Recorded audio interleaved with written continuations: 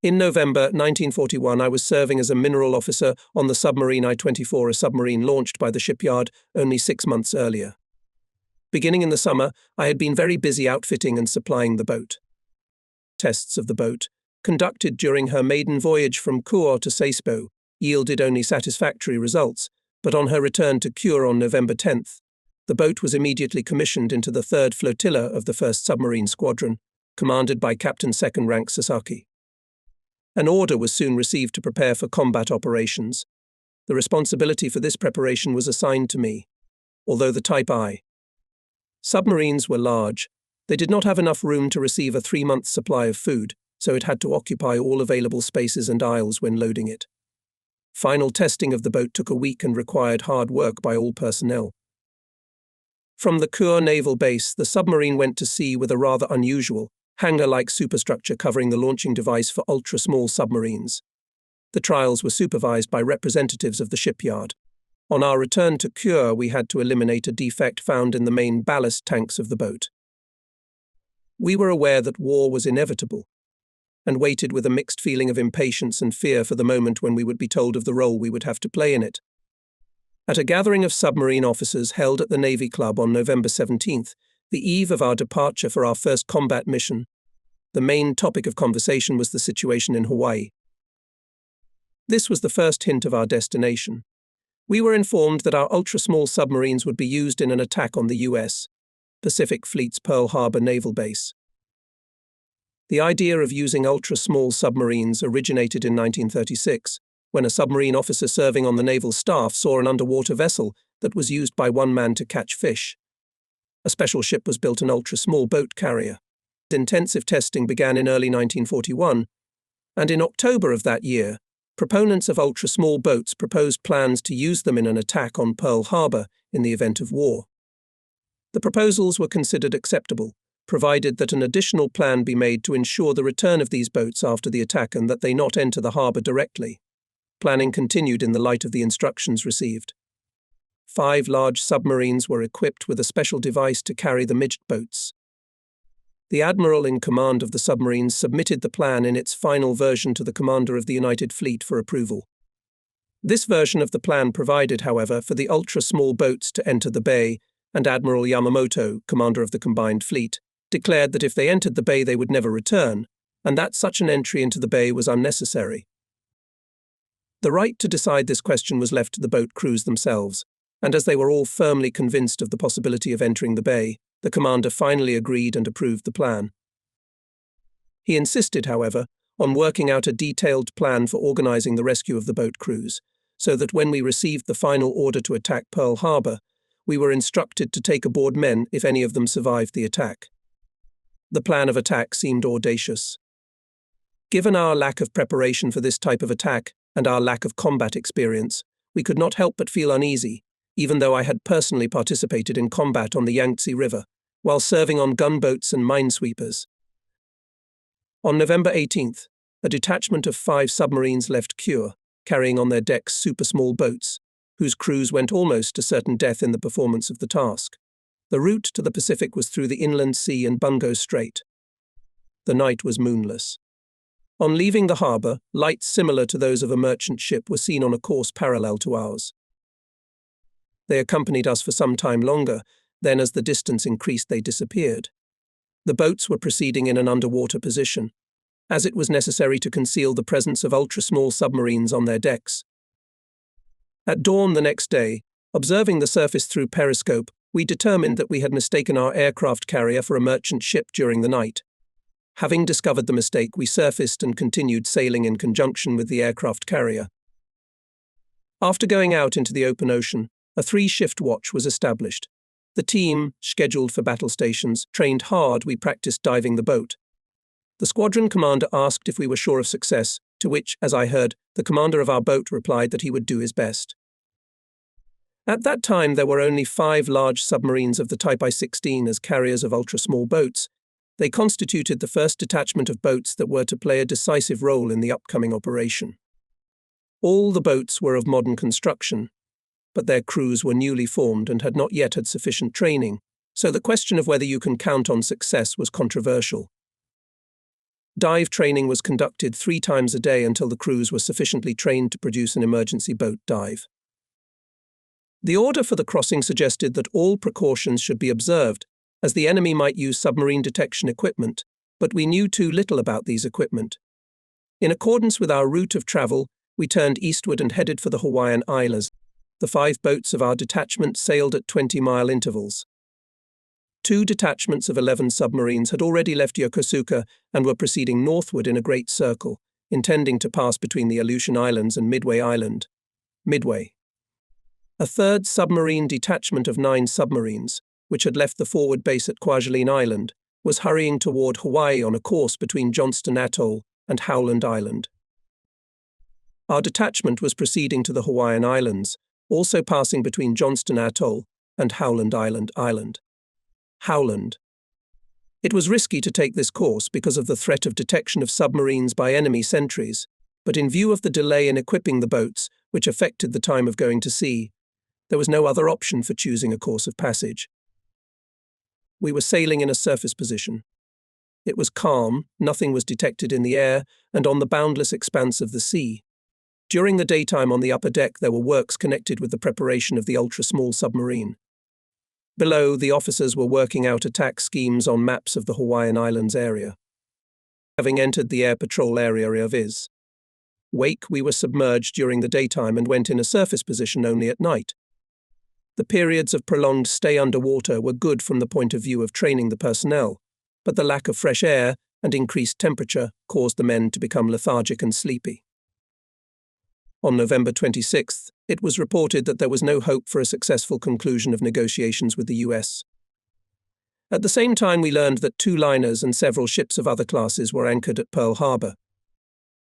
On December 2nd, we learned that hostilities were to begin on December 7th. On the eve of that day, it was reported that there were already 8 liners at Pearl Harbor. At the same time, it was reported that there were no aircraft carriers there, which somewhat disappointed us. Since, however, liners were considered important targets at that time, we were overjoyed at the news. As the time for the commencement of hostilities was approaching, we had to make a final inspection of the torpedoes. This forced us to remove the torpedoes from the torpedo tubes into the boat, which was in an underwater position. This was a dangerous job to do, as the boat was trimmed during the torpedo check. As usual, I was in the central post next to the watch officer to monitor the boat's behavior by instruments. Suddenly the trim increased and the boat went into a dive. The navigator on watch immediately gave the order, blow out the bow ballast tanks. However, this measure, as well as the operation of the tide pumps, did not produce the desired result, and the boat continued to sink. We tried to level the boat by sharply increasing the reverse with a corresponding shifting of the rudders, but this was done too late. I rushed to the torpedo room, where I found that the airline valve for blowing the trim tanks was stuck. No amount of force seemed to be able to move it out of place, and the boat continued to sink. The danger increased as the water pressure increased. The depth gauge arrow began to move faster. Soon the boat could be crushed. Using the fork wrench, I tried again to turn the valve handwheel. Finally it gave way, opening the way for air to enter the tank. We continued to dive for a moment, but soon the downward movement stopped. The depth gauge began to move away from the 90-meter mark, and the boat began to surface. The tidal pump kicked in and the lightened boat quickly came to the surface. The boat was well surprised before submerging again. The normal safe diving depth for boats of this type was considered to be 90 meters, and the limit, i.e., critical, was up to 140 meters, so further diving could prove fatal. It is even unpleasant to remember how close we were from disappearing into the abyss of the Pacific Ocean before the war began. That night when we surfaced, we found that another disaster had befallen us. Due to the great depth of immersion, the torpedo of the ultra-small boat had deformed under the pressure of the water. It was stuck in the torpedo tube, and we had to labor all night to replace it with a spare inside the big boat. This replacement seems easy enough, but it is far from easy. The lack of space on the narrow upper deck made it very difficult to move cargo weighing over 1 ton, not to mention the difficulty in throwing the damaged torpedo overboard, as it had to be done quietly. As we approached the Hawaiian Islands, the weather worsened and the sea swell increased. Preparation of the extra small boat continued every night under very difficult conditions, as the upper deck of our big boat was usually flooded by the wave. We were to approach Pearl Harbor on the evening of December 6th. At last, confirming the skillful work of our navigator, Hawaii appeared on the horizon. As directed, we took position 8 miles from Pearl Harbor. Reports received showed that other submarines had also arrived at the position. By observing measures of stealth, however, we could observe bright lights ashore and the lights of advertisements on Uikiki Beach. Several bright lights on shore we mistook for searchlights. The chains of electric lights at the airfield were clearly visible, and we could hear the sounds of jazz music being broadcast over the radio. It was about 23 hours. 00 min. The enemy was completely unaware of our presence.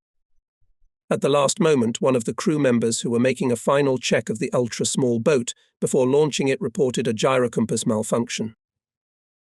The appointed time to launch the boat was fast approaching.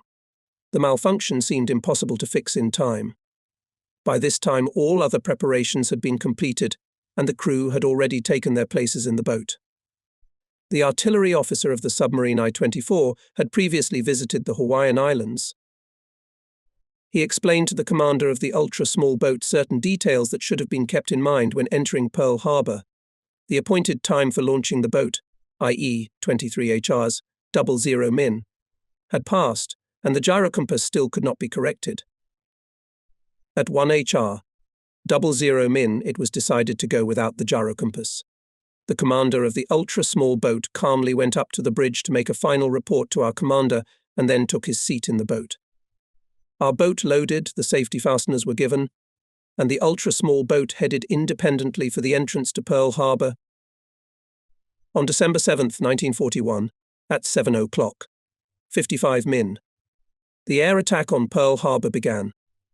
There was a storm at sea. Excitement was so strong that even a depth of 27 meters we felt the rocking. The roll was up to 5 deg. Starting at 8 o'clock, 25 min. We could hear the faint sounds of explosions coming from Pearl Harbor, but no enemy ships could be seen. Under the influence of rocking, the submarine tended to float up and submerge again. We took all measures to keep her underwater. The pumps worked almost continuously. The boat became heavier and began to sink, depriving us of the opportunity to observe in the periscope, then again surfaced, trying to jump to the surface. Finally, in full daylight, the submarine did surface once. At such a time, the enemy could not be allowed to discover the boat. We quickly filled the equalization tank, taking up to 20 tons of water, but the boat refused to submerge. The commander gave the order, "Hurry up, 2 reconnaissance seaplanes are visible." Eventually, we managed to dive again to a depth of 27 meters, but the rocking did not stop.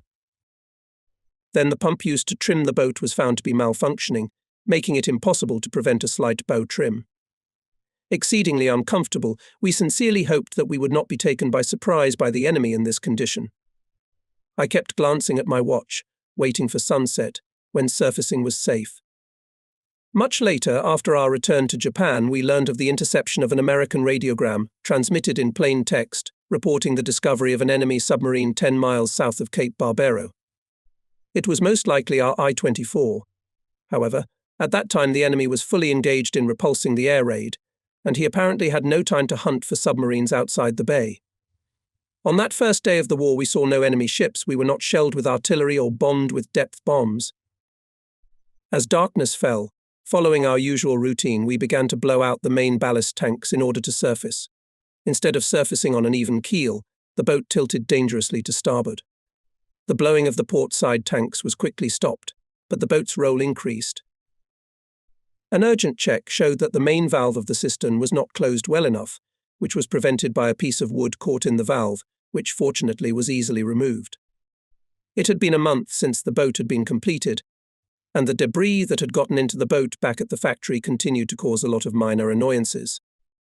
Everything seemed to have been properly cleaned before going to sea, but something had gotten stuck in the tube, and was now causing us such trouble literally at the enemy's doorstep. As soon as the valve was cleared, we were able to surface and headed full speed for the area intended for the collection of the ultra-small submarines. The sea was calm. The boat approached a position from which we could distinguish the grey outline of the island. Our other submarines were also visible. Reports came to us of the results of the air attacks, but there was no news at all of the super small boats. The 5 big boats were waiting for the return of their little ones, and they still did not return.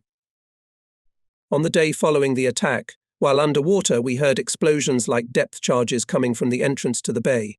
We believed it was an attack on the submarines of the 3rd Squadron, which were in position there. A whole day passed after the appointed time, but there was still no sign of the little ones. By this time the order came to abandon any idea of rescuing them and return to Kwajalein. The crews of the ultra-small boats, it seemed to us, were going out on a mission with the idea that they would never return. Their personal belongings left behind on the big boats were collected and put in order. Among them were farewell letters to their parents and wills concerning their property and savings. Such preliminary measures justified themselves, as not a single person from the boat crews returned. As commander of the mine torpedo section of the submarine, I was responsible for the super-small boat, but my duties were limited to launching it. I had first seen such a boat at Kure, but had no opportunity to study its construction. We had too little time for that, and the decision to use these boats was taken suddenly. The entrance to Pearl Harbor was closed by anti-submarine nets. About 8 o'clock. On the morning of December 7th, the passage in the net barrier was opened. This allowed the ultra-small boats to penetrate the bay. However, only one of them penetrated the bay and attacked the liner Arizona there. 2 boats were reported missing. A 4th boat was sunk at the entrance to the bay. The 5th boat, as already indicated, was launched late due to a gyrocompass malfunction, which seemed to have been corrected. With great difficulty the boat managed to approach the entrance to the bay, but was detected and attacked by an enemy destroyer squadron using depth bombs. The boat commander made another attempt to enter the bay, but the gyrocompass continued to malfunction, causing the boat to run aground twice. He then tried to follow to the assembly area, and again the boat ran aground, from which he could no longer get off. It proved impossible to fire a torpedo, and the crew, gasping for fresh air, decided to surface, whereupon it was captured by the enemy. The results achieved by our submarines in this operation, compared to the devastation wrought by carrier aviation, were insignificant. At the end of December we arrived at Kwajalein and there celebrated the New Year's Eve reunion. Each of us was in very good spirits on the occasion of the general success achieved at Pearl Harbor. A huge crowd of natives gave us a show with dancing, and the day was spent by all in a carefree manner. The first months of the war were full of incidents unpleasant, extraordinary, and burdensome. In December 1941, the submarine I-169, conducting reconnaissance at the entrance to Pearl Harbor, so tangled in anti-submarine nets that it seemed impossible to get free of them. The boat gave alternately forward and reverse, pumped water out of the tanks and filled them again, but all to no avail. Above the boat passed enemy destroyers which every minute could detect it with their noise detectors. It was impossible to run a fan and freshen the air. The percentage of carbon dioxide inside the boat increased so much that it became difficult to breathe. The crew was in danger of suffocation. In desperation, the commander ordered the boat to go full astern again, and suddenly the boat was free of the net. By this time there was so little oxygen left in the air inside the boat that there was nothing left to do but to surface and take the fight to the destroyer squadrons. The officers and sailors prepared themselves for the worst when the boat surfaced. However, there were no destroyers in the vicinity and it was completely dark. The possibility of the enemy did not disappear, and indeed suddenly again showed the destroyers. The boat urgently submerged and went into deep water. In the underwater position she remained for a long time, but 10 minutes before this stay on the surface was enough to freshen the air. Without detecting us, the destroyers soon withdrew. At that time they were not yet equipped with radar installations, and the boat was saved thanks to a good organization of surveillance.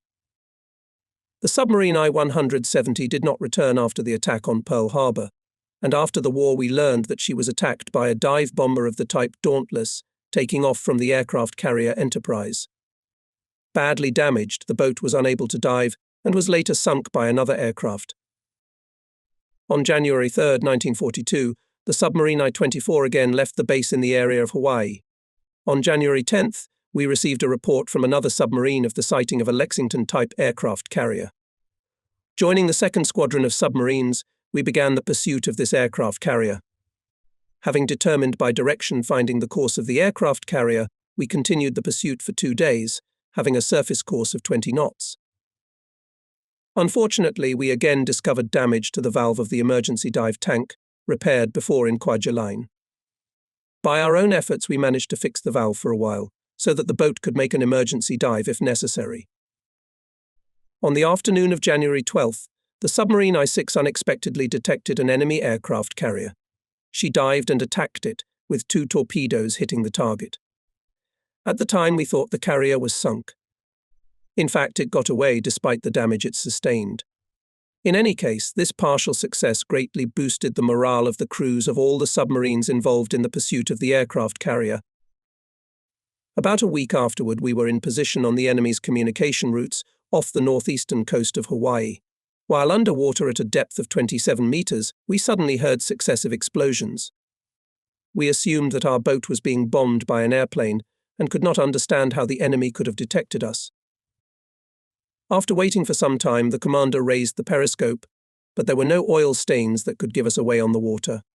The cause of the explosions remained unclear. Probably a reconnaissance airplane, returning after a routine flight, was simply getting rid of bombs before landing.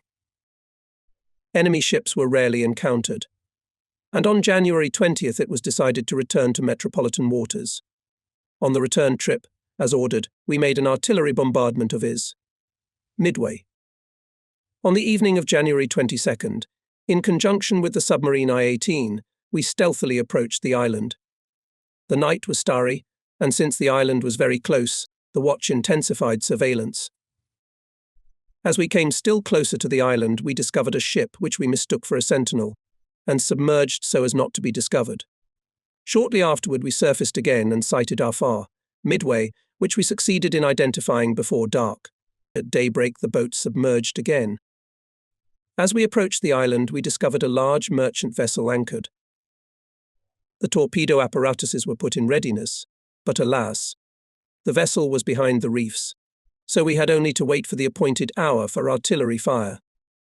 During dinner, a large dispute arose among us as to whether we should open artillery fire at all in case we did not reach the appointed position in time. I was in favor of opening fire, and when we surfaced to commence artillery fire, we still had 5 men to spare. Time.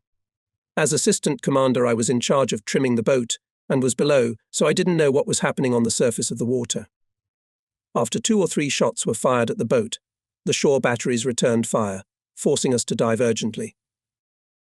According to the commander's report, we fired on a structure that looked like an airplane hangar, and after our 5th shot there was supposedly a fire on the shore. In fact, it was the flashes from the shore guns, not our hits as we believed. The shells of the first volleys from the shore fell quite close to the bow of the boat, indicating that the firing was undoubtedly from the shore forts. We intended to fire 7 shots, but were forced to submerge, firing only 6 shells. The submarine I-18 was also fired upon by the enemy. She did not fire a single shell, so that our firing was completely fruitless. It would have been better to wait for the anchored vessel to drop anchor and leave the harbour. After travelling in an underwater position for about 4 hours, we surfaced and set a course westward against the oncoming waves of the raging sea. Off the Bonin Islands, we entered a heavy gale. The waves rolled across the foredeck, hitting the bridge's safety glass. I turned in my watch to the navigator and went below to throw off my wet clothes. Suddenly, a broken pane of glass flew down the hatch with a clang and a voice called out for help. I quickly went up to the bridge and saw everyone on the bridge bloodied, including the commander. The wave had shattered the protective windows of the bridge. Shrapnel had injured the men on the bridge. I had to take watch again and give first aid to the injured. Simultaneously with the attack on Pearl Harbor and the beginning of hostilities off the North American coast were landing on the Philippine Islands and the Malacca Peninsula. 10 submarines of the 4th Squadron under the command of Rear Admiral Ayoshitomi, operating off the Malacca Peninsula, were dispersed in such a way as to prevent any attempts of the British fleet, based in Singapore, to disrupt the landing of Japanese landings and supply them from the sea. Almost all Japanese landings made at dawn on December 7th on the east coast of Malacca were successful, with the exception of the landing in the Kota Baru area. December 7th, our reconnaissance aircraft reported that in Singapore anchored 2 British line ships. The next day at 15 o'clock. 15 min. Submarine I-165 found 2 large ships in the South China Sea 300 miles north of Singapore.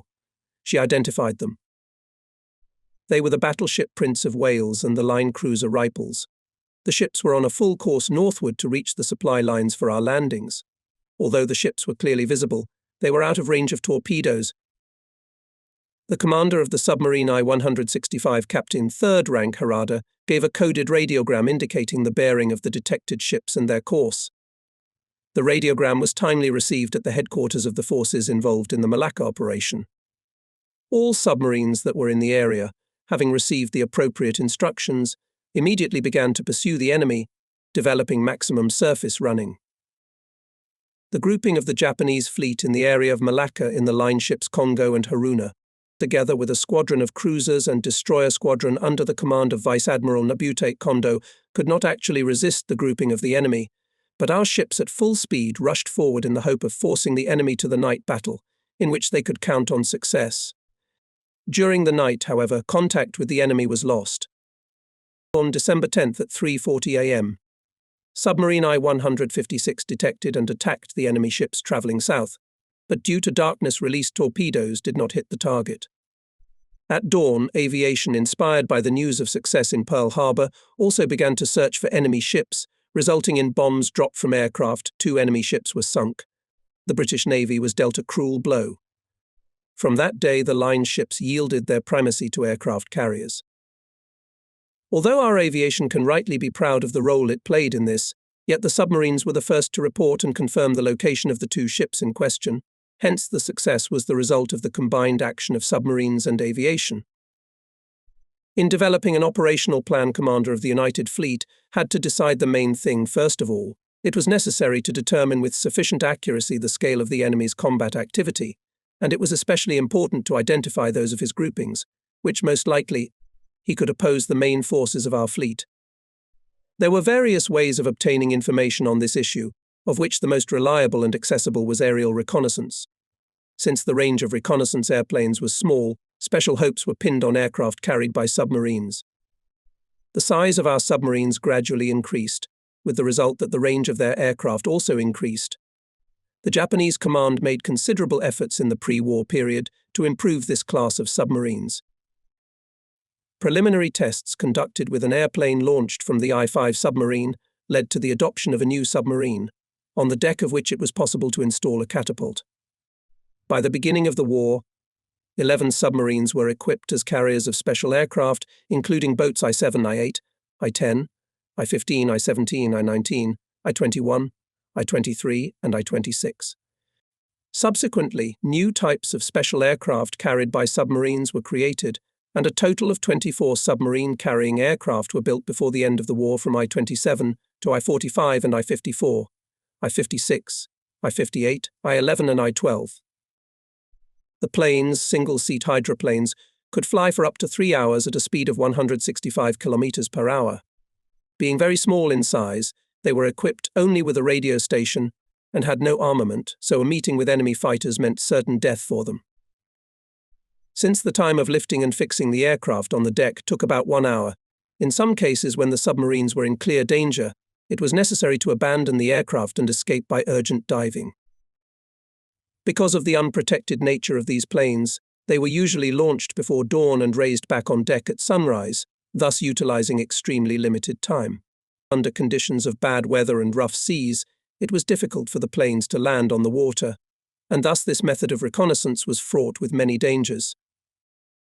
Nevertheless, thanks to the efforts of experienced commanders and the coolness of the personnel, many valuable reports were quickly transferred to the higher command. Of the pilots who took off in the airplanes from submarines, the most experienced was Ensign Futa.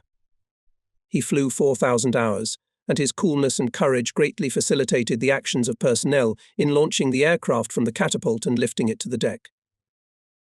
Since it was difficult for an airplane to spot such a small object as a submarine when returning from reconnaissance, certain rendezvous points were always points to which both submarine and airplane had to arrive accurately. As a rule, the airplanes would take off near enemy territory, after which the submarine would await the return of the airplane, keeping in continuous radio contact with it. The commander and crew of the submarine were constantly worried that the boat might be suddenly detected by an enemy reconnaissance airplane. If, say, an airplane was expected to return in half an hour, then after it landed on the water it took about another hour to prepare the boat for diving, so that the boat had to stay on the surface of the water for a total of up to 2.5 hours. Sometimes the wings of the airplane were damaged during flight preparation and had to be repaired immediately. During training takeoffs, the engine of the airplane was started after 10 to 15 min. After the boat surfaced, but in conditions of close proximity to the enemy, it was done not earlier than 30 to 60 minutes, during which there was an opportunity to make sure that the submarine was sound. Before the declaration of war, submarines I-10 and I-26 were ordered to conduct reconnaissance off Fiji, Samoa, Tutuila and Aleutian Islands, and to complete it by December 5, 1941. On November 16 and 19, respectively, these boats left Yokosuka and accomplished their assigned tasks without resorting to the use of aircraft. On December 4, the submarine I-10 detected the American cruiser Astoria in the group of Fiji Islands. Nothing else was detected by her. At dawn on December 17, 1941, an airplane from the submarine I-5, flying over Pearl Harbor, made a reconnaissance and delivered valuable information about the damage done to the base and enemy ships by our operational units at the very beginning of the war.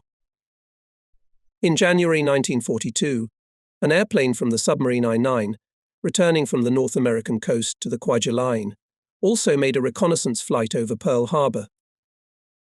In February 1942, submarine I-25 left Kwajalein and for 2 months conducted reconnaissance off the east coast of Australia and the main ports of New Zealand, achieving considerable success. In early April, the boat returned to Japan. The airplane on her deck flew over Sydney, Melbourne, Hobart, Wellington, Auckland, Suva and Pago Pago. The commander of the submarine I-17 was ordered to make an aerial reconnaissance of the port of Colombo and Trincomalee base in the Indian Ocean, but since these points were heavily guarded by the enemy, the boat could not fulfill the task. During the fighting near Midway Island and the Aleutian Islands in May 1944, submarines I-25 and I-26 were sent from Yokosuka to conduct aerial reconnaissance of the Kodiak Island area. While in the vicinity of Dutch Harbour, the boat I-25 was preparing to launch an airplane. But at that time an enemy cruiser was sighted. The commander was in a quandary, but decided to send the airplane to reconnoitre, according to plan. The cruiser passed without noticing the boat, but a little later an enemy destroyer squadron appeared. Fortunately, the airplane had already been received by the boat, and she was able to dive to a safe depth. At about the same time, the submarine I-19 was detected by an enemy airplane as the boat's crew was preparing to launch their airplane. The boat was forced to dive urgently, leaving the airplane on the surface of the water. Aerial reconnaissance by aircraft from submarines continued until 1944. But as the activity of enemy patrol aircraft and patrol ships increased, it became more and more dangerous to conduct such reconnaissance. On August 19, 1943, an enemy aircraft attacked and sunk the submarine I-17, which was conducting reconnaissance near the base of Noumea. In August 1942, in response to a raid on Tokyo, American aircraft type B-25 were taken against the American mainland. The plan was to drop incendiary bombs on the Oregon woodlands, using small submarine planes adapted to lift 275 kg incendiary bombs each. On August 15, 1942, the submarine I-25, commanded by Captain 3rd Rank Tagami, left Yokosuka for this purpose with 6 special bombs on board. Following the arc of a great circle, the boat reached the Oregon coast after a 2-week crossing, but because of bad weather and thus the impossibility of launching or taking on deck aircraft, headed south to Cape Blanc, waiting for the weather to improve. One day in mid-September, half an hour before sunrise, when the boat was 6 miles south of the Cape Blanc lighthouse, an airplane piloted by pilot Fujita took off from the boat. 2 bombs were dropped on a wooded area 80 kilometers southeast of the Cape, after which white smoke was observed in the target area. The aircraft returned to the submarine, which waited on the surface of the water for 2 hours. The incendiary bombs dropped were of a special type. They created very high temperatures, effectively hitting the targets. Significant fires were believed to have been created, as American radio reported that there had been human casualties. 2 hours after sunset, the plane made a second sortie. This time the bombs were dropped 16 kilometers west of Cape Blanc. When Fujita returned to the agreed rendezvous point with the boat, he had difficulty locating her. Fortunately, he was able to locate her by an oil trail left on the surface of the water. In late September, there were heavy fogs. Due to a further deterioration of the weather in October, when launching an airplane and getting it on deck became extremely difficult or downright impossible, the above activities were abandoned. In early October, I-25 sank 2 tankers off the west coast of the United States, and with only one remaining torpedo attacked and sank an American submarine. At the end of the month, I-25 returned to domestic waters. Meanwhile, the submarines performed other missions as well. In March 1942, an air raid on Pearl Harbor using flying boats was planned. The commander of submarine I-22 was tasked with selecting a location that could be used as a base to resupply fuel to the flight path. The reef atoll of French frigate proved to be the most suitable for this purpose. The boat also made a preliminary reconnaissance of the area between Hawaii and Midway Island. Midway. In late February, during the period of preparation for the operation, submarines I-15, I-19, I-26 took a supply of aviation gasoline and went to the atoll. Submarine I-9 took up a position between the Marshall Islands and French Frigate Islands and reefs to receive radio reports from the flying boats and transmit them to the hydroaviation base at Jaluit Atoll. The air raid on Pearl Harbor involved large, long-range Type 2 flying boats. On March 4th, at sunset, the flying boats arrived safely from Jaluit Atoll to the French frigate reef area. After refueling the submarines with fuel, the flying boats set a course for the Hawaiian Islands and 7 hours after sunset attacked Pearl Harbor and then safely returned to the base in Jaluit. On the same day, a naval task force of the enemy attacked Wake Island. Wake, causing the second attack of our flying boats, was postponed until March 5th. However, it was soon cancelled. Submarines were ordered to take up positions in order to intercept the enemy compound on its departure from Wake Island. Wake. In early September 1942, due to a sudden change in the situation in the Solomon Islands, as soon as it became known that the enemy decided to the 17th Army to launch the first general counterattack on Guadalcanal Island, Commander-in-Chief of the United Fleet Admiral Yamamoto attempted to organize a reconnaissance by hydroplanes of the vast area southeast of Guadalcanal Island. Guadalcanal. In mid-September, the submarine I-122 went to this area, which for about a week engaged in refueling flying boats. The latter conducted a wide-front reconnaissance of enemy positions, which gave our forces the opportunity to be ready to repel surprise attacks. During the sea battles in the South Pacific, submarine I-26 conducted reconnaissance in areas south of the Solomon Islands. The boat left its base at Truk Island on October 4th and did not return until November 30th. In the area of the Solomon Islands, the boat for several days made fuel refueling of flying boats operating from the base of hydroaviation, located on Shortland Island. During these operations, the submarine struck a reef, but managed to get off by blowing out the tanks and using reverse, although the 3 lower bow torpedo tubes were disabled in the process. On another occasion, this boat was attacked by an American B-17, but the damage was minor. Despite frequent reconnaissance flights of enemy flying boats in the area of indispensable reefs, the submarine I-127 was able to refuel our flying boats on November 10th. During the retreat from Guadalcanal in January 1943, the flying boats were still able to refuel at indispensable reefs, but by early February the submarines could no longer perform their task because of enemy air attacks. Every day, the American offensive in the area of the Solomon Islands and the east coast of New Guinea Island. New Guinea was intensifying, so most of our submarines were used to disrupt enemy resupply, as well as to supply our isolated forward bases. In mid-August 1943, according to intelligence, it became known that in Hawaii, concentrating and preparing for a new operation of large American forces. To clarify this data, the headquarters of the United Fleet decided to send their submarine I-36. She finished preparations for the campaign and in early September left Yokosuka, arriving at the Hawaiians in mid-September.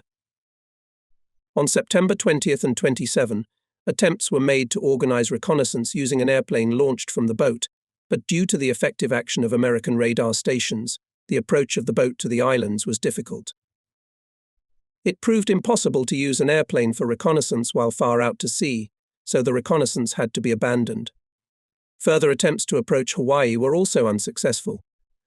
Finally, in mid-October, the boat commander decided to conduct an aerial reconnaissance when the boat was 300 miles from the islands.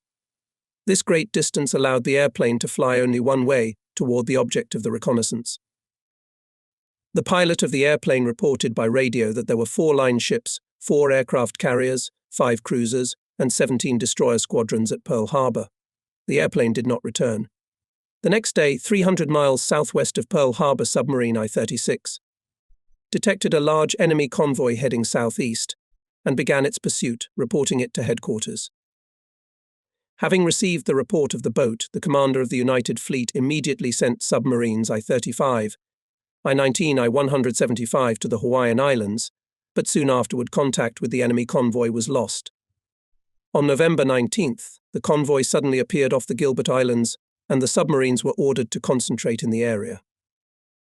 From the boats of the Special Task Force, returning from the area of the Hawaiian Islands, and several submarines of the latest types, was formed by the 8th Submarine Squadron, which included I-18, I-20, I-20, I-21, I-22, I-24, I-27, I-29 and I-30. The boats of the squadron under the command of Rear Admiral Ishizaki were undergoing training for the second period of special operations. At the end of April 1942, submarines I-10, I-16, I-18, I-20 and I-30 entered the Indian Ocean with a port call at Penang and made a reconnaissance of important areas on the African coast. As a result, it was decided to attack enemy ships in the port of Diego Suarez on May 31st. On the eve of the day of the attack, airplane from the submarine I-10 reported that at anchor in Diego Su.R is anchored line ship type Queen Elizabeth, 1 cruiser and other ships. On the night of 31st May, the ultra-small boats I-16 and I-20 were launched from submarines I-16 and I-20, 10 miles from the harbour entrance. I-18 was unable to launch her boat because of machinery failure. Neither of the 2 launched boats returned from the harbour, although I-16 and I-20 were waiting at the agreed-upon rendezvous point after the attack until June 2nd. It was later determined that the liner Queen Elizabeth had been severely damaged and that the crews of the super-small boats had gone ashore after the attack, engaged in a firefight, and died. Another part of the boats of the 8th Squadron, consisting of I-21, I-22, I-24, I-27 and I-29 under the command of Captain Second Rank Sasaki, operated in the second half of May 1942 in Australian waters. In the port of Sydney anchored line ship, cruiser and other ships, which it was decided to attack. Accordingly, on May 31st at 16 HR30 Min, 7 miles east of Sydney, super small boats were launched from submarines I-22, I-24 and I-27.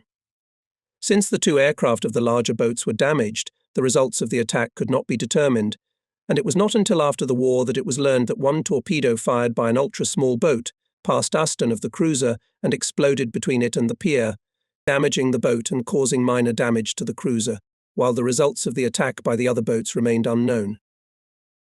Although the results of the attack were insignificant, the mere fact that enemy ships were suddenly attacked in the harbour of Sydney, Australia's largest city, had a great moral effect. In later years, when the war took a bad turn for us, the bravery shown by those who died in the Sydney attack was an inspiring example to those who volunteered for these special units.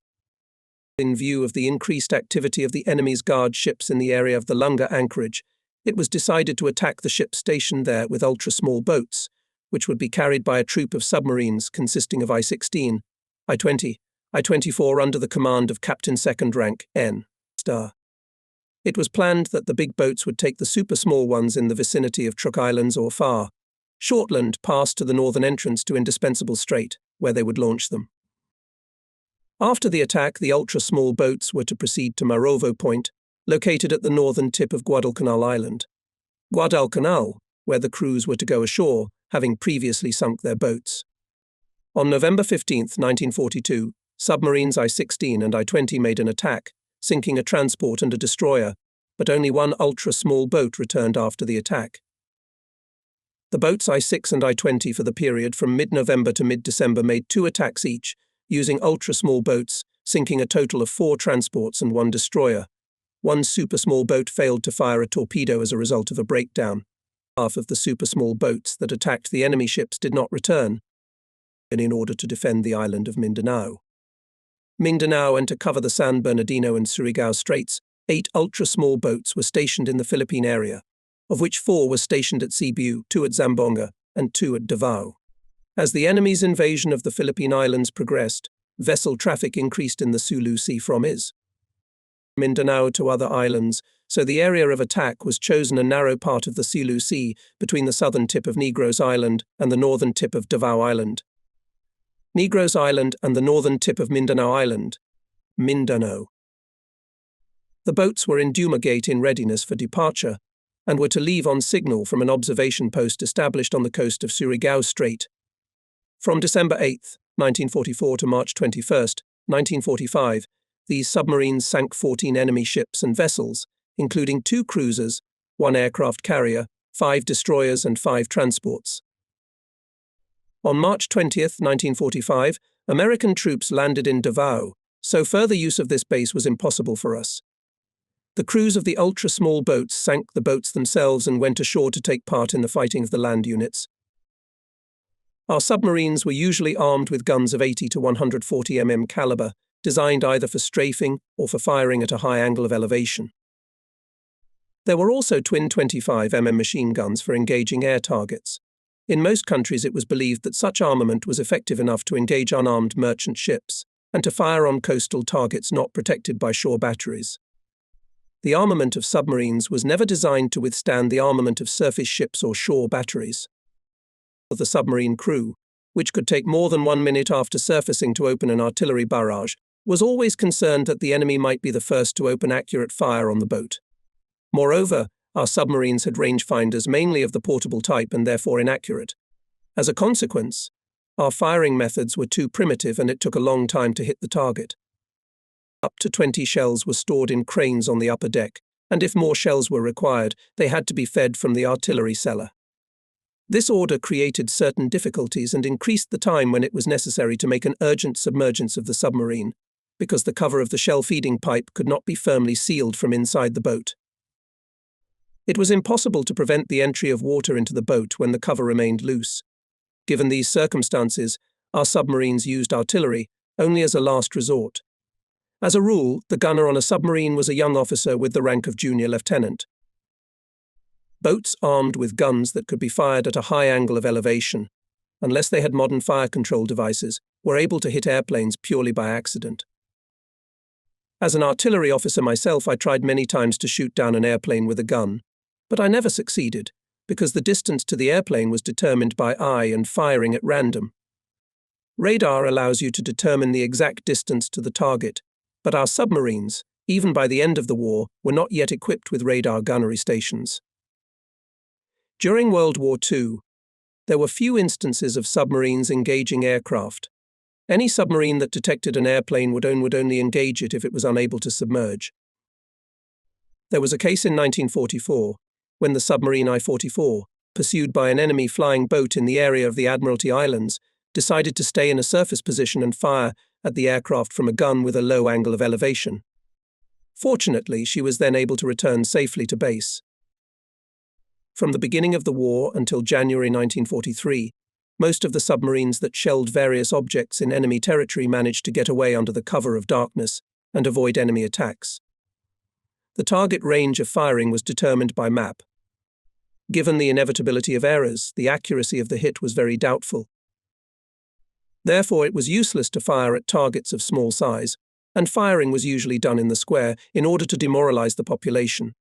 Orders to shell enemy targets were received by submarine commanders without desire, although unsophisticated people could regard these actions, i.e., shelling, as feats. An enemy counterattack could decide the fate of the boat, since a single hit was enough to deprive the boat of the ability to submerge. The boat could, of course, going underwater in areas where attack by surface ships was ruled out, stealthily approaching the target.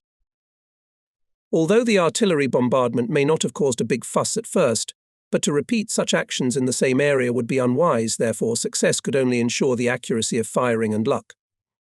On occasion, submarine shelling of the shore did succeed in setting fire to military barracks and destroying important enemy installations. The bombardment of Johnston Atoll by submarines I-22 and I-16 on December 16, 1941, was the first example of this type of warfare. The named island is about 900 meters long and 220 meters wide, and has a mountainous coastline. There are few suitable areas on the island to set up bases for flying boats. When the boat I-22 approached the island, it was quite difficult for her to determine her exact position due to thick cloud cover. Only from a distance of 900 meters did she find the island, which she fired upon after sunset. The submarine I-16 failed to find the island. Another time the same island was shelled by submarine I-68, which was part of the 3rd Boat Squadron. At the end of December 1941, one boat from the same squadron shelled the island of Palmyra. In doing so she ran aground, but was able to dismount without damage and leave. At about the same time, the islands of Hawaii, Maui, and Kauai were shelled by submarines of the 2nd Squadron. On December 10 and 11, 1941, the obsolete submarines Row 13, Row 64, and Row 68, armed with 80 mm guns, shelled enemy flying boat base installations on Howland and Baker Islands in the Central Pacific. In early 1942, they shelled the U.S. coast with artillery. In the second half of January 1942, submarines I-24 and I-18 were ordered to bombard the island of Midway. But only submarine I-24 accomplished the task. In early February, submarine I-169, having finished patrolling the area off Midway Island, shelled military installations on Sand Island. In June 1942, the island was again shelled, this time by submarine I-168. On February 24, 1942, the submarine I-17 penetrated the Santa Barbara Strait, north of Los Angeles, and surfacing 5 minutes before sunset, made the first shelling of the American coast. Signs of panic were observed on shore and air raid alarms were sounded. After firing 10 shots, the I-17 began to leave at full surface speed. On the way out, an enemy destroyer was detected, which rushed to the scene, but the boat managed to slip away undetected. In late June, the submarine I-26 shelled the Naval Navigation radio station on Vancouver Island. The enemy radioed an SOS distress signal, extinguished the beacon's fire, and experiencing great confusion, blacked out the station area. The boat fired 17 shells, but the damage done ashore was minor. The submarine I-25 was tasked with shelling the American submarine base at Astoria. She approached the coast in an underwater position, then surfaced in the moonlight, finding herself in the middle of small fishing vessels. The boat urgently dived for fear of being discovered. The next day she approached the coast again and surfaced. The night was clear, moonlit, and this time no vessels were in the vicinity. 20 shots were fired at shore objects, causing great confusion. Again the siren sounds were heard. Although the damage done to the enemy by these submarine bombardments may have been slight, still these actions were carried on throughout the year. In March, an I-4 submarine shelled the island of Cocos. In January 1943, during our retreat from Guadalcanal Island, Cocos Island was again shelled. Cocos was again shelled by the submarine I-166. At the same time, submarine I-165 shelled the port of Gregory, located on the west coast of Australia north of Girard. During the retreat from Guadalcanal Island, in order to divert the attention of the enemy connection of ships consisting of the cruiser Nara, destroyer and submarine I-8 subjected to artillery fire at Canton Atoll. On August 31st, submarine I-19 shelled the American hydroaviation base in Graziosa Bay, causing some damage, and on September 8th, submarine I-31 boldly entered the bay, which also shelled the base, causing significant damage. In mid-October 1942, the submarine I-7 shelled the airfield on Espiritu Santo Island. Later, the same submarine shelled the airfield again, causing damage that significantly reduced the activity of the airfield-based aircraft just during the general enemy offensive on Guadalcanal Island. Artillery fire was also directed at facilities on the Australian coast. On June 7 and 8, the submarine I-21 shelled a steel mill and shipyards in Newcastle. The submarine I-24 approached the port of Sydney and after releasing the ultra-small boats surfaced and then fired over 10 rounds at the city from a distance of about 6 miles. Prior to the firing, the lights of the city were brightly reflected in the sky. After the first shot was fired, the lights suddenly went out, and at the same time searchlights flashed over the bay, clearly illuminating the submarine, but it managed to submerge and escape. Submarines sometimes used their artillery in sinking merchant ships already damaged by torpedoes. The use of artillery was desirable in order to save torpedoes, but it resulted in a large consumption of artillery shells and increased the submarine's time in a surface position, which was dangerous in areas where enemy forces could always appear. This method of sinking merchant ships was comparatively slow. They sometimes seemed truly unsinkable. In June 1942, during daylight hours, the submarine I-21, while in the area of Noumea, surfaced and fired on a merchant ship, the crew of which boarded the boats and left it. The I-21 fired at least 60 shots, but the vessel did not sink. When it was examined at close range, it was found that all the holes in the hull were above the waterline. A similar case occurred in May when the submarine I-26 in the vicinity of Dutch Harbour tried to sink an enemy merchant ship in this way. The gun became very hot from firing, but the ship continued to stay afloat. Having fired 50 shells without result, the boat commander sank it with a torpedo. It was especially difficult to sink tankers. According to reports from submarine commanders operating at the beginning of the war off the west coast of America, tankers, no matter how many torpedoes fired at them, did not sink. They lost speed, but remained afloat. There was a case where a submarine fired 6 torpedoes in succession, seeing one torpedo hit after another, but the tanker continued to stay afloat. The boat then surfaced and opened artillery fire, but was itself shelled from the tanker and had to withdraw. It was generally believed that no tanker could be destroyed unless both torpedo and artillery weapons were used against it. During World War I, Germany had a policy of sinking merchant ships without warning in an effort to force the Allies, especially England, to surrender. This was unrestricted submarine warfare. After much research into the matter, Germany decided to follow the same policy in World War II, which, as in World War I, was not successful and ended in failure. The United States followed the same tactics in the war against Japan and achieved great success by directing the main effort of submarines against the sea lanes of communication. Japanese policy was to use submarines primarily for the purpose of destroying American naval forces. Actions to disrupt sea lines of communication were given secondary importance by the Japanese.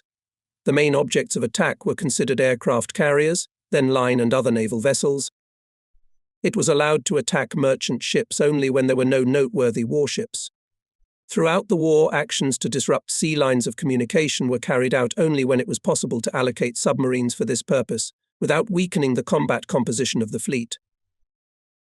December 10, 1941, from the commander of the submarine I-6, located in the Kauai Strait southeast of Pearl Harbor, received a report that 2 American cruisers and aircraft carrier type Lexington following a course to the northeast. Admiral in command of the 6th Fleet, based at Kwajalein, immediately ordered to pursue the enemy submarines of the 1st Squadron, consisting of I-9, I-15, I-17, I-19, I-21, I-23, I-25. The listed boats were at that time in the area north of Oahu. In addition, submarines I-10 and I-26 were ordered to prepare to meet the enemy. These boats were in position on the sea lanes between Hawaii and the American continent and had the task of intercepting the enemy aircraft carrier, but they failed to detect it.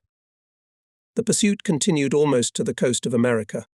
When it became clear that the prey slipped away, the named submarines were ordered to begin actions to disrupt maritime communications in the area. By this time, the grouping included the submarines I-9, I-10, I-15, I-17, I-19, I-21, I-23, I-25, and I-26, which occupied positions along the U.S. coast from Seattle in the north to Los Angeles in the south. These were the newest submarines with a surface displacement of about 2,000 tons. With a surface speed of 24 knots, the boats carried 1 aircraft each on their decks. Submarines I-9 and I-10 had a larger displacement.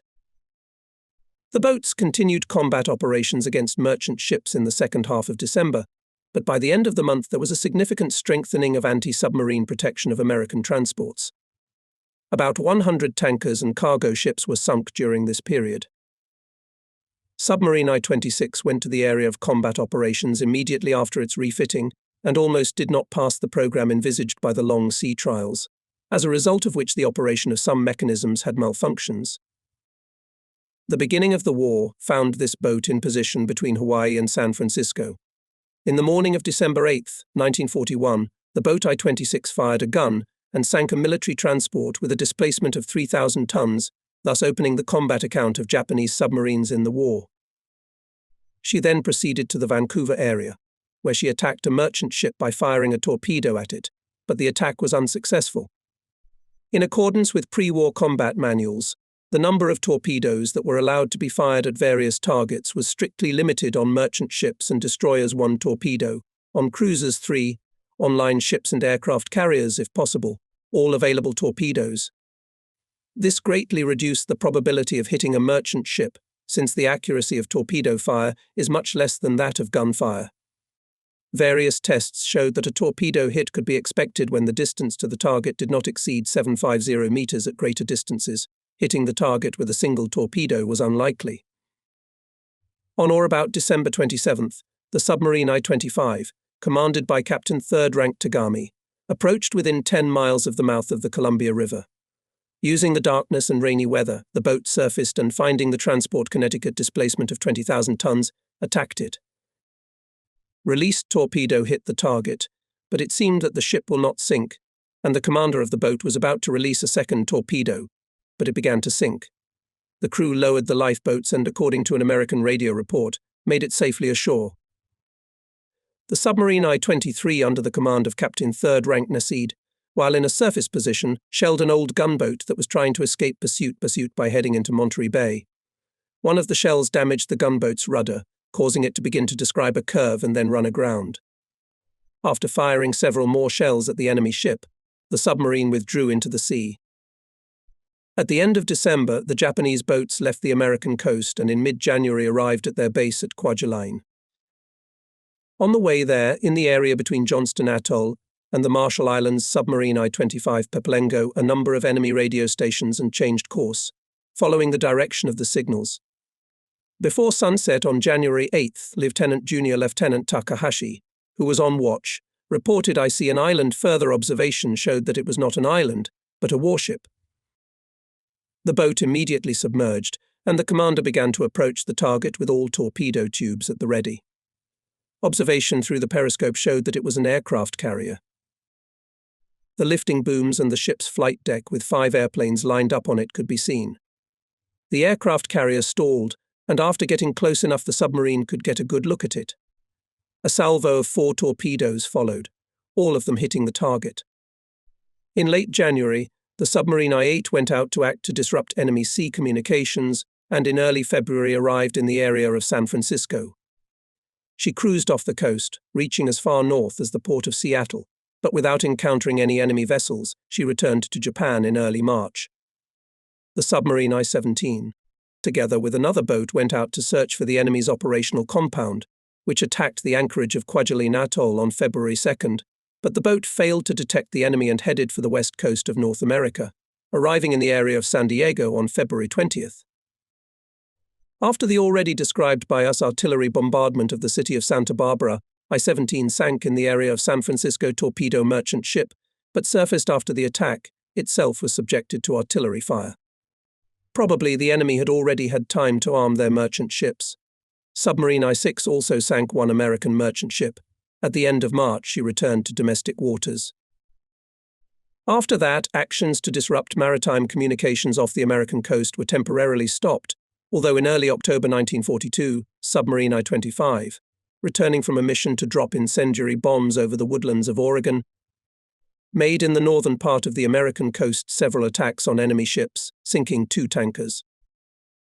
While continuing to search for the enemy, the boat herself was attacked by American bombers at a disadvantageous moment for the boat, when her entire crew, including the personnel of the electromechanical unit, were on the upper deck.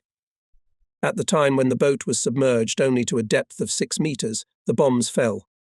Fortunately, the explosions damaged only the antenna device, which caused a leak in the boat's hull. Despite being left without radio communications, the boat continued on her mission. North of Seattle, she detected 2 U.S. submarines traveling on a course to the southeast. Submarine I-25 had only 1 torpedo left. Closing to a distance of 450 meters, the boat commander fired at the target. The torpedo hit one of the American boats. A violent explosion ensued and the American boat sank. At the end of May 1942, preparing for operations in the area of the Aleutian Islands and Island. Midway, submarines I-25 and I-26 headed along the Aleutians to the Seattle area. While in position off Vancouver Strait, they sank one American transport. During 1943, all submarine formations fought in the Solomon Islands area. Noteworthy action in the vicinity of the American coast during this period. Some results in this area were achieved at the end of 1944, when the submarine I-12 sunk 2 enemy ships. But since February 1945, information from this boat stopped coming and its fate was unknown. Thus, submarine warfare off the American coast, despite their limited scope, was not unsuccessful.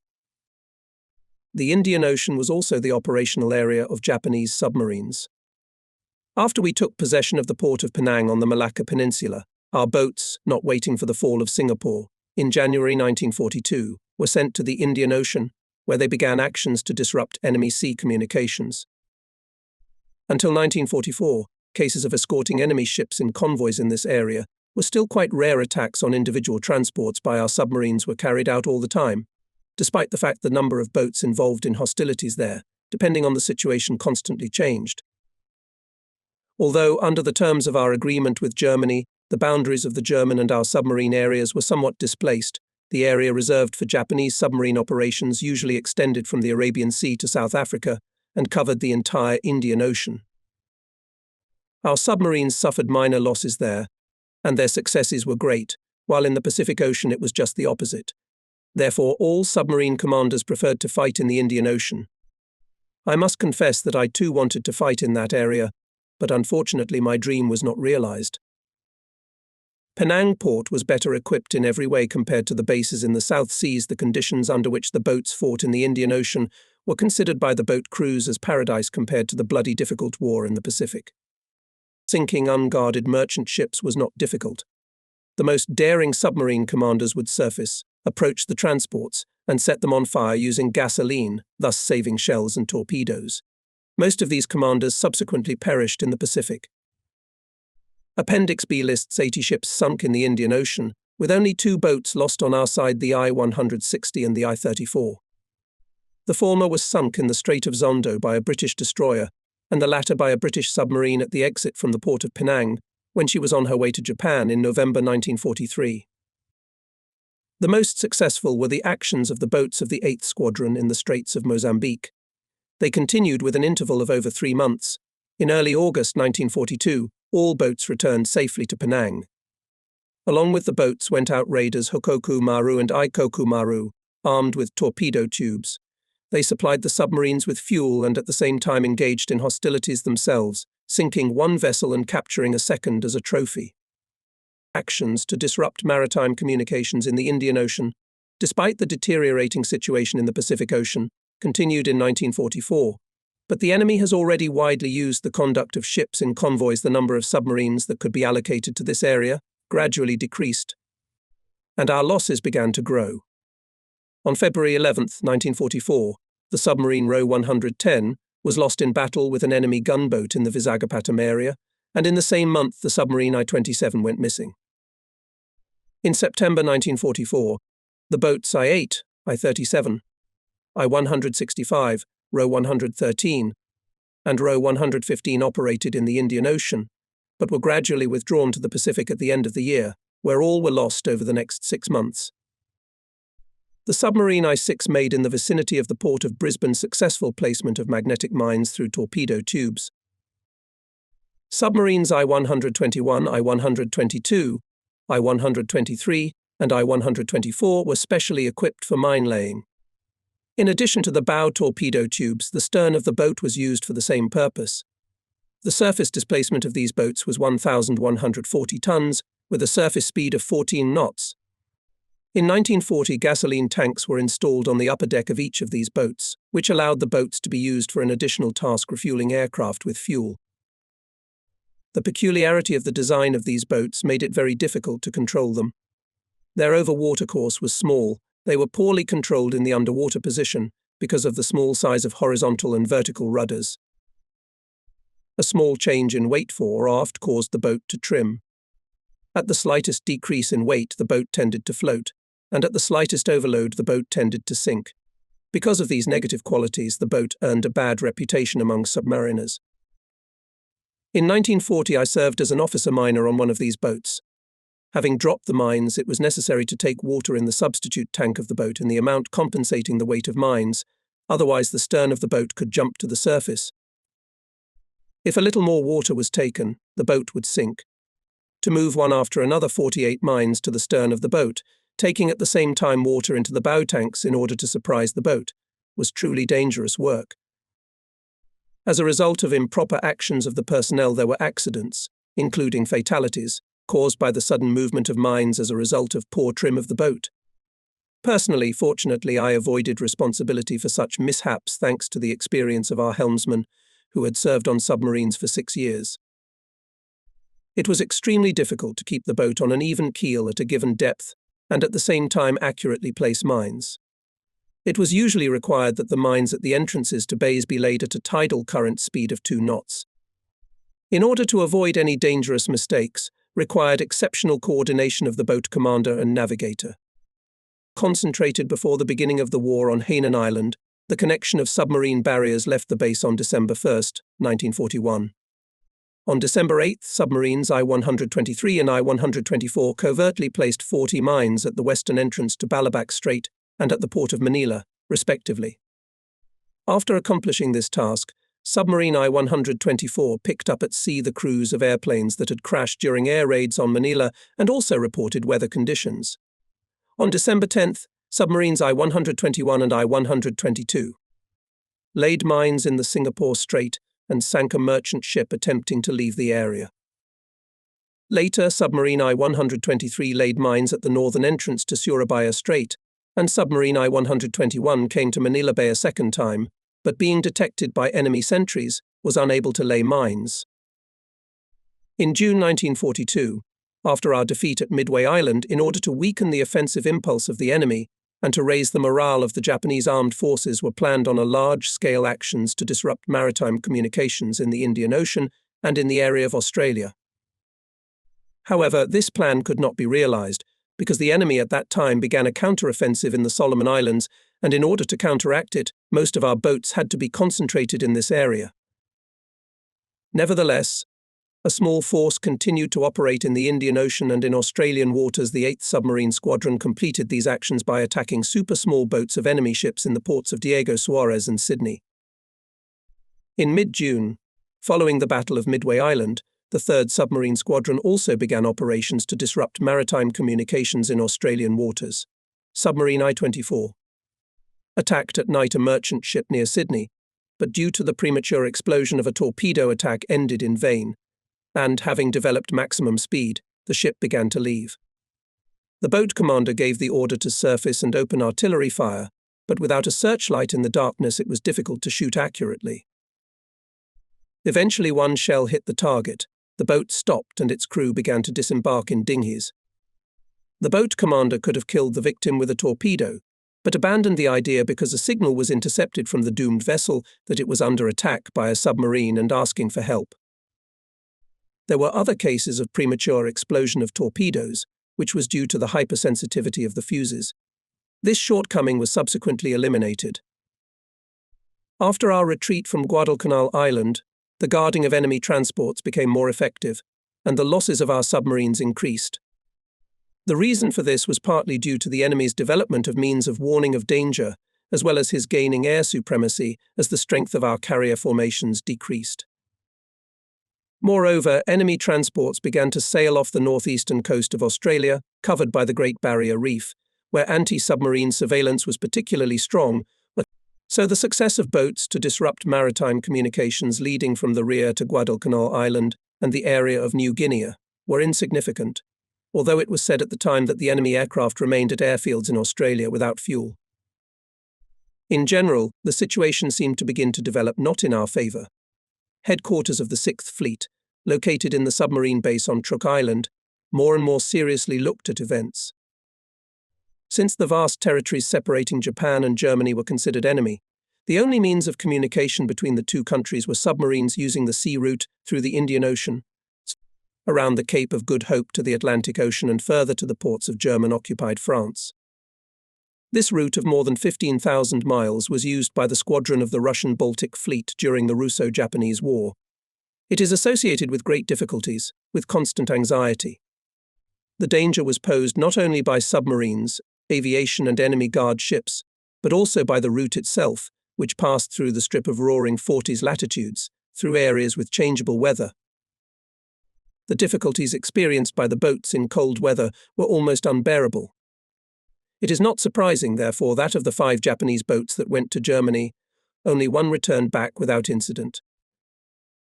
A few German boats came to Singapore and directly to Japan. Admiral Nomura returned to Japan on a German submarine. A number of Japanese Army liaison officers reached Germany on submarines, but few of them managed to return home safely. In any case, going on the return trip, they all left wills before leaving Berlin. One of the first to go to Germany was the submarine I-30. After taking part in an attack by super-small boats on British ships in the port of Diego Suarez, she replenished fuel and food supplies from the raiders Hoku Maru and Ikoku Maru, left these ships and headed independently in the Atlantic around the Cape of Good Hope. It was early July, a time of exceptionally strong storms in the band of roaring 40s latitudes, but the boat managed to safely pass them and on August 2nd entered the Bay of Biscay.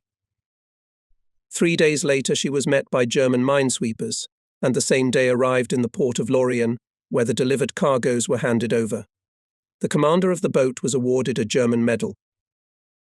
Then, taking a new cargo, the boat I-30 headed back and arrived in Singapore in October 1942. On leaving Singapore, however, she struck a British mine and sank. Most of her crew was saved, but much valuable cargo was lost. At the end of June 1943, another submarine I-8 finished preparations for a long campaign. She was to deliver to Brest the crew for the submarine Ro 501, built in Germany for the Japanese submarine fleet. As a gift to the Germans, I-8 took a cargo of quinine.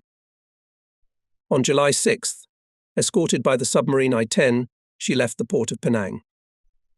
The first part of the journey through the Indian Ocean was passed without interference. There was no particularly fresh weather, a phenomenon common to these waters. After replenishing fuel from the submarine I-10, the submarine I-8, according to plan, headed independently for the onward journey around the Cape of Good Hope.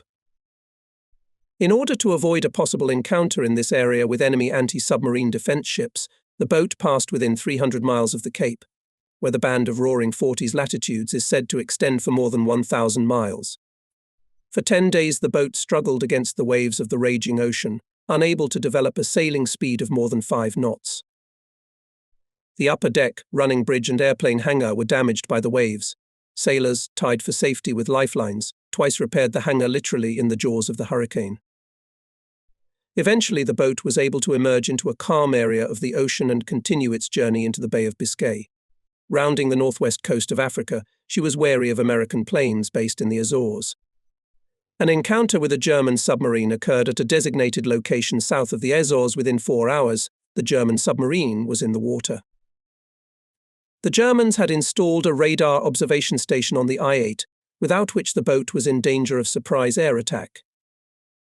The previously installed Japanese radar equipment proved unsuitable.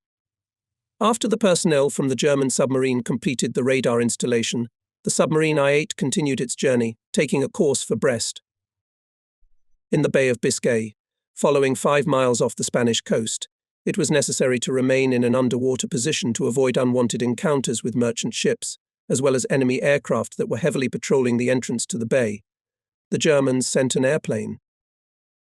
As she approached Brest, the escort was reinforced with several more planes, and 10 German destroyer squadron's boats cleared the harbour entrance of magnetic mines. On September 5th, the I-8 boat passed through the last passage leading to the submarine shelter.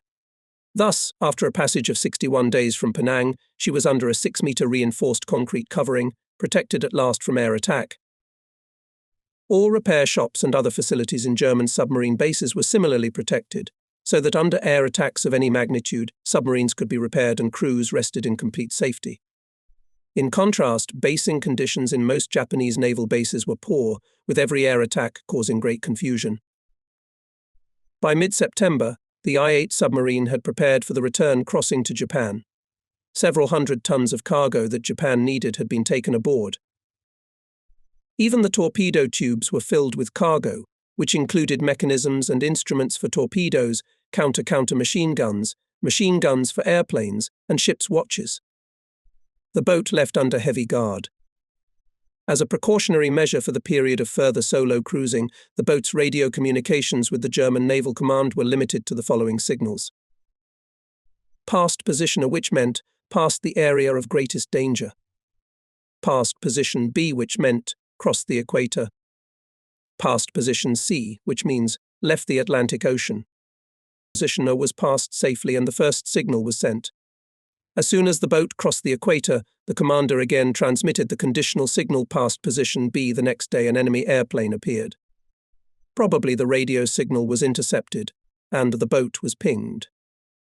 The boat quickly submerged and was able to avoid danger, but the next morning, while in a surface position, it was attacked by an enemy aircraft.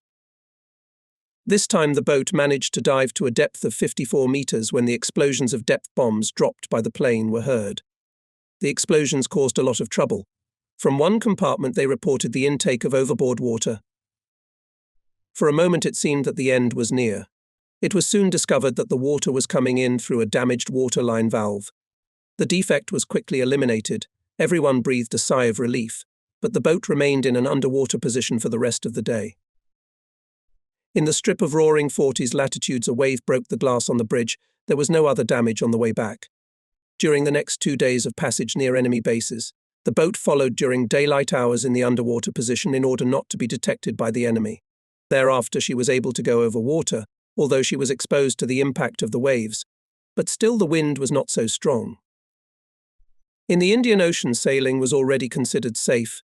It was possible to attach identification marks. During this work an airplane appeared over the boat and began to dive on it. Fortunately it was not an enemy plane.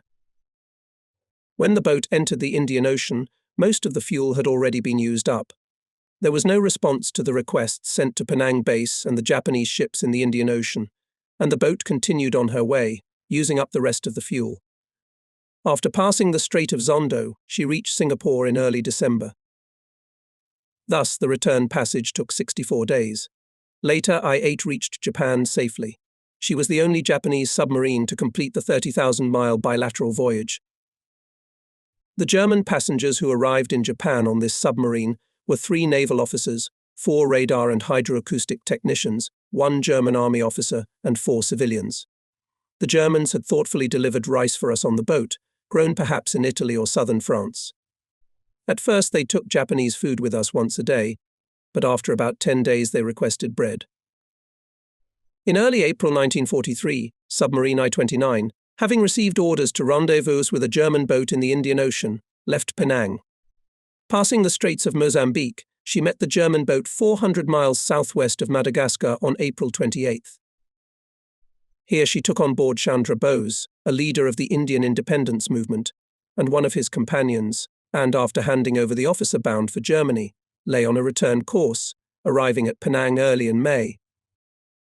The successful completion of this passage helped give a boost to the Indian independence movement and made the idea of an Allied offensive in the India area unfeasible. The submarine I-29 was later used in actions to disrupt maritime communications in the Indian Ocean in early November 1943. She left Penang again, this time bound for Germany. Following the same route as the I-30 and I-8 submarines, the boat arrived safely at the west coast of France. On the return trip between Singapore and Japan in the Washi Strait southeast of the island of Formosa, she was torpedoed by an American submarine. The boat's commander, Captain 3rd Rank T. Kinasi, and most of the crew were killed. At about the same time, the submarine I-34 finished preparations in Japan for the campaign to Germany, and then, having taken a cargo of rubber, tin, tungsten and quinine, left Singapore by the Strait of Malacca on November 11th. However, almost within sight of Penang, despite increased surveillance, she was torpedoed and sunk by a British submarine. The submarine Row 501, which had been built in Germany and for which the crew had been brought from Japan, went out under the command of Captain 3rd Rank Norida to Japan. After the boat entered the Atlantic Ocean, communications were lost with her, and as it was later learned, she was sunk in a battle with an American destroyer on May 13, 1944.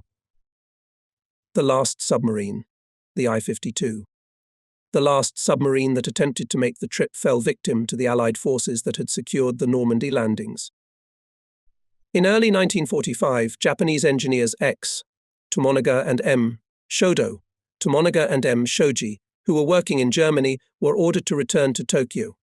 It was stipulated that they would go on a German submarine.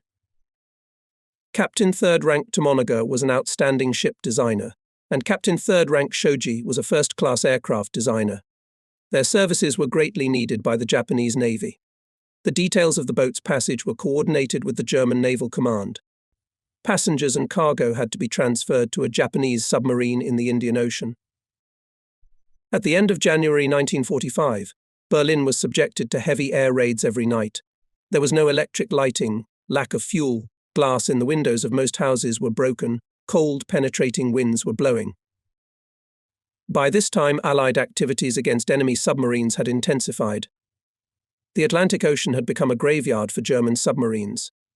Thus, the passage of the named officers on a German submarine out to sea was fraught with great danger.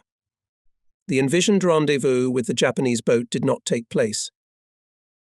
A few weeks later, American radio broadcast a message from which the fate of the boat and the two Japanese officers became known being on patrol in the Gulf of Mexico. American patrol ship surrendered to the German submarine, which was raised white flag. The commander and crew of the German submarine were taken prisoner and, after landing ashore, taken into custody. American officials who examined the submarine discovered the bodies of two Japanese naval officers in full uniform who had committed suicide by taking poison.